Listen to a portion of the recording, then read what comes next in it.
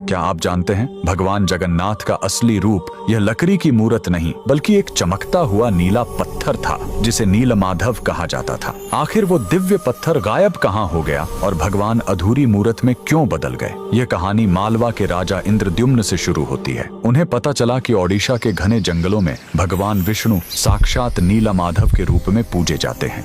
राजा ने अपने मंत्री विद्यापति को खोज पर भेजा। विद्यापति जंगलों में भटकते हुए आदिवासी सरदार विश्ववसु तक पहुंच गए, जो गुफा में गुप्त रूप से नीलमाधव की पूजा करते थे। विद्यापति ने सरदार की बेटी से शादी की और जिद करके गुफा देखने की बात मनवा ली। सरदार ने शर्त रखी कि वे उनकी आंखों पर पट्टी बांधकर ले जाएंगे, लेकिन विद्यापति ने चालाकी की। उन्होंने रास्ते में चुपके से सरसों के बीज गिरा दिए। कुछ दिनों बाद जब बारिश हुई तो सरसों के पौधे उग आए और विद्यापति को गुफा का रास्ता मिल गया। उसने तुरंत राजा को खबर दी। राजा इंद्रद्युम्न अपनी विशाल सेना लेकर घमंड के साथ भगवान को लेने पहुंचे, लेकिन उनके वहां पहुंचते ही नीलमाधव की मूर्ति हमेशा के लिए गायब हो गई। भगवान अपने भक्त विश्ववसु के साथ हुए धोखे और राजा के घमंड से नाराज थे। राजा ने रोकर माफी मांगी और अन्न जल त्याग दिया। तब आकाशवाणी हुई, मैं अब उस पत्थर के रूप में नहीं मिलूंगा, अब मैं समुद्र तट पर एक लकड़ी के लट्ठे के रूप में आऊंगा। कुछ समय बाद पुरी के समुद्र तट पर एक विशाल अद्भुत लकड़ी का लट्ठा तैरता हुआ आया। राजा समझ गए कि यही भगवान का नया रूप है। उन्होंने तुरंत आदेश दिया कि इस पवित्र लकड़ी से भगवान की मूर्ति बनाई जाए, लेकिन समस्या यह हुई कि वह कोई साधारण लकड़ी नहीं थी।